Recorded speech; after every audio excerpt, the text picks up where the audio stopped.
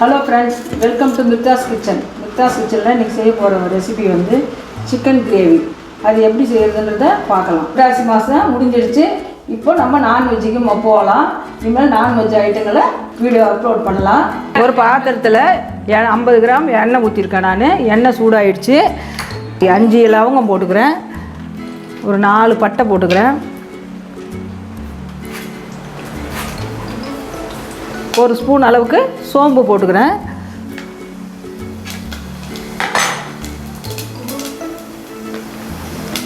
ஒரு பெரிய வெங்காயத்தில் ஒரு வெங்காயம் நான் கட் பண்ணி எடுத்துருக்கேன். கூடவே 2 பச்சை மிளகாய் ஆட் பண்ணிக்கிறேன்.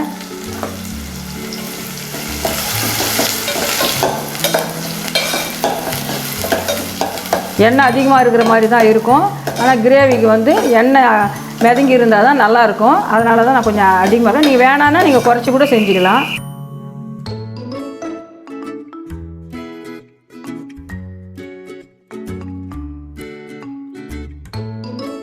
ரெண்டு ஸ்பூன் அளவுக்கு இஞ்சி பூண்டு பேஸ்ட்டை ஆட் பண்ணி இந்த மாதிரி வதக்கிறேன். பச்சை வாடை போக வதக்கிறேன்.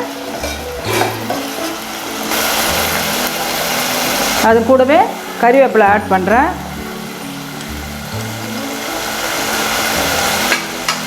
சிக்கன் மசாலா 2 ஸ்பூன் ஆட் பண்ணுறேன். தனியா பொடி வந்து 1 ஸ்பூன் அளவுக்கு எடுத்துக்கிறேன்.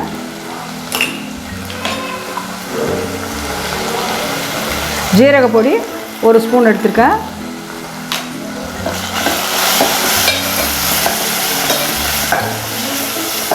சிக்கன் மசாலா வந்து 2 ஸ்பூனுக்கு எடுத்துருக்கேன் நான்.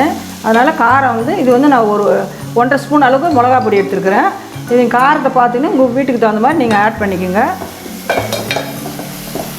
1 ஸ்பூன் அளவுக்கு மஞ்சள் பொடி சேர்த்துக்கிறேன்.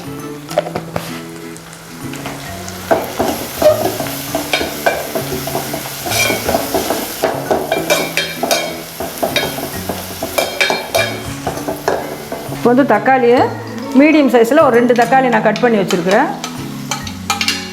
அதையும் சேர்த்துக்கிறேன். இது கூடவே நான் 1/2 கிலோ சிக்கன் எடுத்துருக்கிறேன். இது வந்து எலும்போடு சேர்ந்த சிக்கன் தான் இது. அப்போ தான் வந்து கிரேவி வந்து நல்லாயிருக்கும்.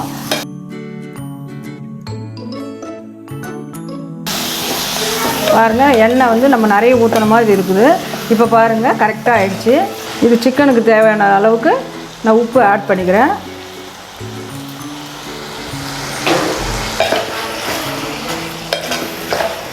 சிக்கன் வந்து எண்ணெயில் இப்படி வதக்கும் போதே நல்லா வெந்துடும், சீக்கிரமாக வெந்துடும். அதனால் ரொம்ப நேரம் நம்ம வேக விடணும்னு இல்லை. ரொம்ப நேரம் வெந்தாலும் ரப்பர் மாதிரி ஆகிடும். அதனால் நம்ம கரெக்டான பதத்திலே நம்ம வேக வச்சு எடுத்துக்கலாம்.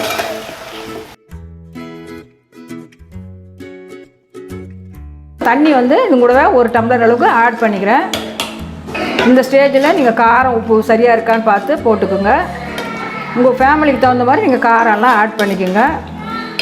இதை மூடி போட்டு வேக விடலாம். வேகட்டும். அதுக்கப்புறம் நம்ம எப்படி இருக்குன்னு பார்க்கலாம்.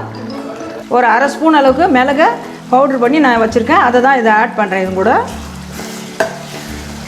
சிக்கனுக்கு மிளகு போட்டால் நல்லாயிருக்கும். கொத்தமல்லி தூவி நம்ம ஸ்டவ் ஆஃப் பண்ணிக்கலாம். இந்த வீடியோ உங்களுக்கு பிடிச்சிருக்குன்னு நினைக்கிறேன். பிடிச்சிருந்தால் லைக் பண்ணுங்கள், ஷேர் பண்ணுங்கள், கமெண்ட் பண்ணுங்கள். மறக்காமல் மிர்தாஸ் கிச்சனுக்கு சப்ஸ்கிரைப் பண்ணுங்கள். Thanks for watching.